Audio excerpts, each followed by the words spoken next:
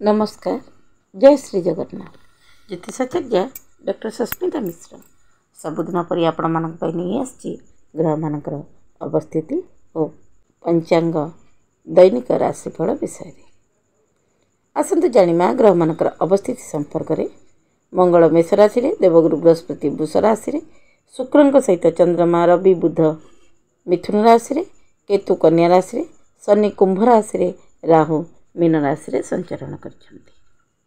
आज पंचांग 2024 मसीहा जुलाई मास 5 तारिख विक्रम संवत 2081 शकाब्द 1945 साल 1431 गजपति अंक 68 रवि उत्तरायण गति वर्षा ऋतु आषाढ़ मास कृष्ण पक्ष शुक्रवार रात्र 4:30 पर्यंत अमावास्या रात्र 4:45 पर्यंत आत्रा नक्षत्र पर पुनर्वसु नक्षत्र प्रातः 6:33 पर वृद्धि योग दिवा 4:47 पर चतुष्पद करण। आज सूर्योदय प्रातः 5:10 सूर्यास्त 6:25 राहु काल दिवा 10:09 दिवा 11:49 पर्यंत। राहु काल समस्त शुभ कार्य पर्जन्य। विच्छाधन मीन राशि घातवार, कन्या राशि पुरुषंकर घातचंद्र। गोचर कुंडली चंद्रमा मिथुन राशि राहु नक्षत्र में संचरण करेंगे। राशिचक्र क्रम अनुसार 12 कोटी राशि रे कि प्रकार फल प्रदान करेंगे आसतु जाने। कालपुरुषर प्रथम राशि मेष राशि। तृतीयस्थ चंद्रमा राहु नक्षत्र में मंगल प्रभाव में संचरण करेंगे। कार्यक्षेत्र में परिश्रम अनुसार सफलता मिल। कार्यक्षेत्र में पदोन्नतिर जोग रही नूतन योजना कार्यकारी हो पारे। समाज में मान सम्मान वृद्धि घट। शुभ संवाद लाभ करेंगे। वाद विवाद ठारू दूरे रुहतु। खाद्य पानीय सावधानता अवलंबन करंतु। दाम्पत्य जीवन सुखमय। दिनटी को सुखमय करने को प्रातः काल हनुमान को पूजा आराधना करंतु। वृष राशि द्वितीयस्थ चंद्रमा राहु नक्षत्र में केतुंग प्रभाव में संचरण करेंगे। आर्थिक क्षेत्र में सफलता मिल। कार्यक्षेत्र में उच्च अधिकारी सहयोग लाभ करेंगे। धैर्य धरतु। रोजगार संबंधी प्रस्ताव आसीपे। वाणी को नियंत्रण रखंतु नचेत समस्या पड़ पारती। दाम्पत्य जीवन सुखमय। विद्यार्थी सफलता लाभ करेंगे। दिनटी को सुखमय करने को प्रातः काल हनुमान को श्रीफल भोग दिंतु। मिथुन राशि रे चंद्रमा राहु नक्षत्र में शनिदेव प्रभाव में संचरण करेंगे। कार्यक्षेत्र में सकारात्मक भाव में कार्य करंतु। विलंब घटिले सफलता लाभ करेंगे। कार्यभार वृद्धि पाइब। पूर्व समस्यार समाधान हो। अटकी अर्थ लाभ करेंगे। बुझी विचारी प्रत्येक क्षेत्र में निर्णय नियंतु। जीवन साथी भावना को सम्मान दियंतु।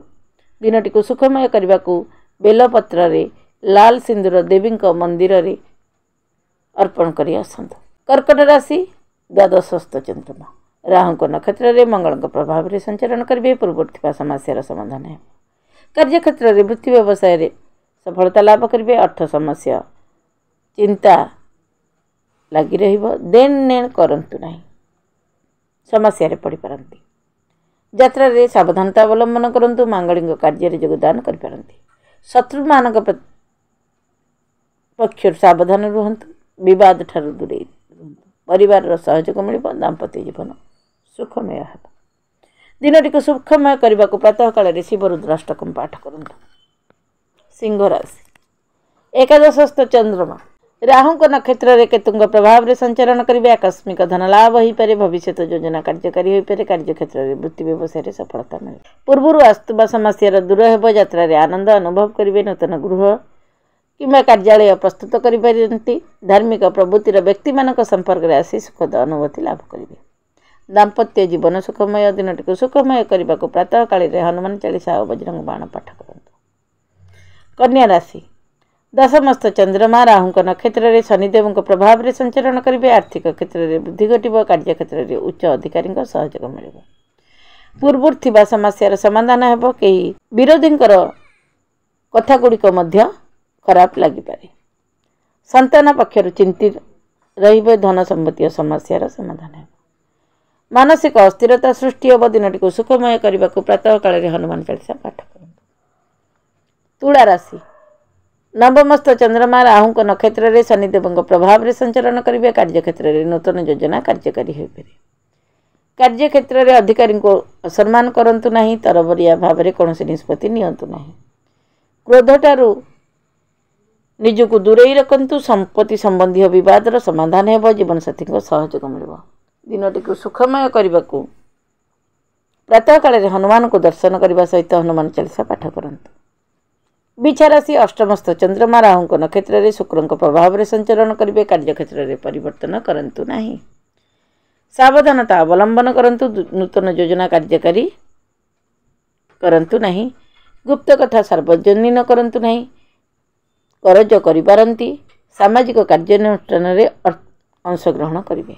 नूतन संपर्क में वृद्धि पाइब। दाम्पत्य जीवन सुखमय। दिनटी को सुखमय करने को हनुमान को श्रीफल भोग दियंतु। धनु राशि सप्तमस्थ चंद्रमा राहु नक्षत्र में मंगल प्रभाव में संचरण करेंगे। कार्यक्षेत्र में योजनाबद्ध भाव में कार्य करंतु। कार्यक्षेत्र में छोट छोट समस्या सम्मुखीन हो पारंती। धन संबंधी चिंता दूरे जीव। व्यावसायिक क्षेत्र में सफलता लाभ करेंगे। पूर्व समस्यार समाधान है।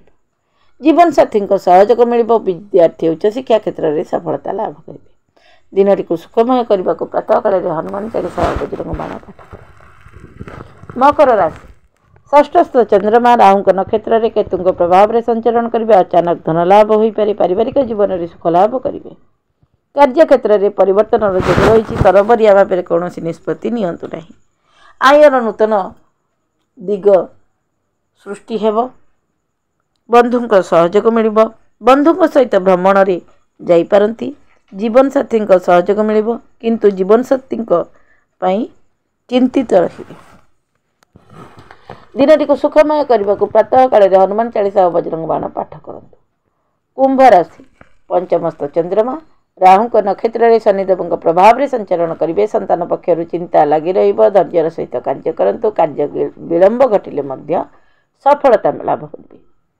निजर वृक्ष व्यवहार अन्य मन को आघात दे पारे। आवश्यक ठारू अधिक कथा कहतु नहीं। बाणी रे संयमता रक्षा करंतु। गुप्त कथा सार्वजनीन करंतु नहीं। यात्रा करिपारंती। नूतन संपर्क मध्य यात्रा रे वृद्धि पाइब। दाम्पत्य जीवन में सामान्य मतभेद सृष्टि। दिनटी को सुखमय करने को प्रातः काल हनुमान चालीसा और बजरंग बाण पाठ करंतु। मीन राशि चतुर्थस्थ चंद्रमा राहु नक्षत्र में शुक्र प्रभाव में संचरण करेंगे। धन संबंधी चिंता दूरे जीव। सामाजिक कार्यानुष्ठान में अंशग्रहण करेंगे। नूतन वाहन क्रय करने को इच्छा करेंगे। पारिवारिक जीवन में कलह लगी रहिबा जोगु मानसिक अस्थिरता देखा जीव। जीवन साथी सहित सामान्य मतभेद सृष्टि हो। विद्यार्थी अध्ययन क्षेत्र में ध्यान दियंतु। सफलता विशेष देखा जाऊ नहीं। दिनटी को सुखमय करने को प्रातः काल हनुमान चालीसा पाठ। ए मेष ठारू मीन पर्यंत 12टी राशिफल। दैनिक राशिफल कार्यक्रम टी जदि आपण को भल लगी ताहेले लाइक शेयर सब्सक्राइब करने को आदौ भूलु नहीं। नमस्कार। जय जगन्नाथ।